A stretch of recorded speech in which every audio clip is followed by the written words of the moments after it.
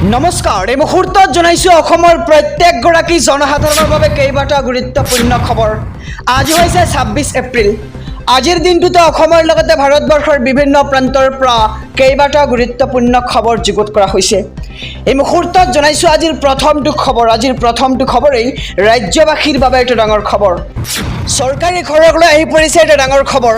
প্ৰধানমন্ত্ৰী আৱাস যোজনাৰ গৃহ দিলে জিঅ' টেগিং লাগে।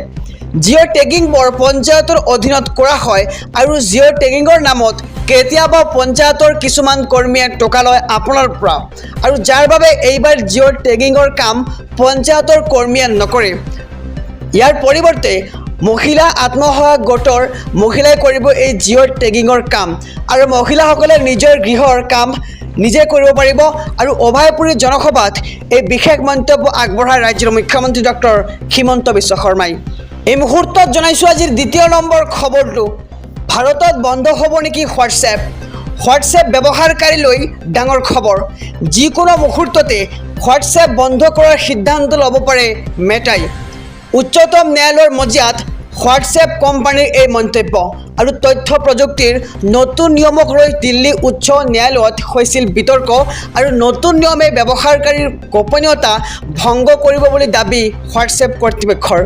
যদি এনক্ৰিপশ্যন আঁতৰাবলৈ কোৱা হয় তেন্তে ভাৰত এৰিব হোৱাটছএপে, আৰু মেছেজ এনক্ৰিপশ্যনৰ সুবিধা আঁতৰালে হোৱাটছএপ বন্ধ কৰিব বুলি স্পষ্টীকৰণ কৰা হৈছে হোৱাটছএপৰ ফালৰ পৰা। আৰু এণ্ড এনক্ৰিপশ্যনে ব্যৱহাৰকাৰীৰ গোপনীয়তা সুৰক্ষিত কৰি ৰাখে।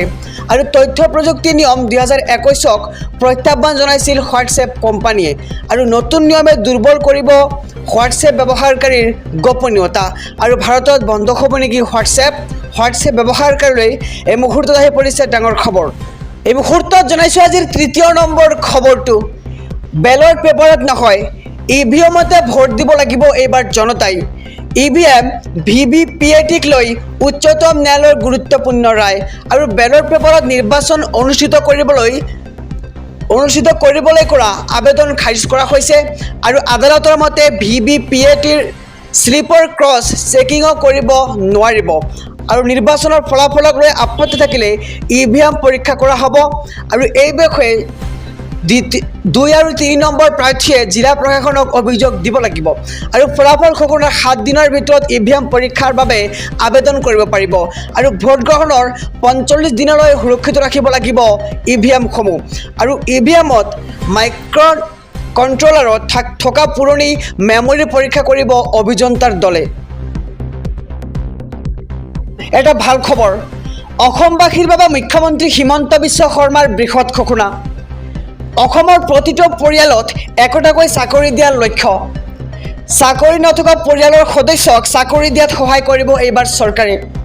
নিযুক্তি পৰীক্ষাত অৱতীৰ্ণ হ'লে অতিৰিক্ত ১০ নম্বৰ দিব এইবাৰ চৰকাৰৰ ফালৰ পৰা। আৰু শীঘ্ৰেই ৰাজ্য চৰকাৰৰ প্ৰতিটো বিভাগৰ নিযুক্তিত কাৰ্যকৰী হ'ব এই বিশেষ নিয়ম। আৰু অসমবাসীৰ বাবে মুখ্যমন্ত্ৰী হিমন্ত বিশ্ব শৰ্মাৰ এই বৃহৎ ঘোষণা। অসমৰ প্ৰতিটো পৰিয়ালত একোটাকৈ চাকৰি দিয়াৰ লক্ষ্য এইবাৰ হিমন্ত বিশ্ব চৰকাৰৰ। আৰু চাকৰি নথকা পৰিয়ালৰ সদস্যক চাকৰি দিয়াত সহায় কৰিব এইবাৰ চৰকাৰে।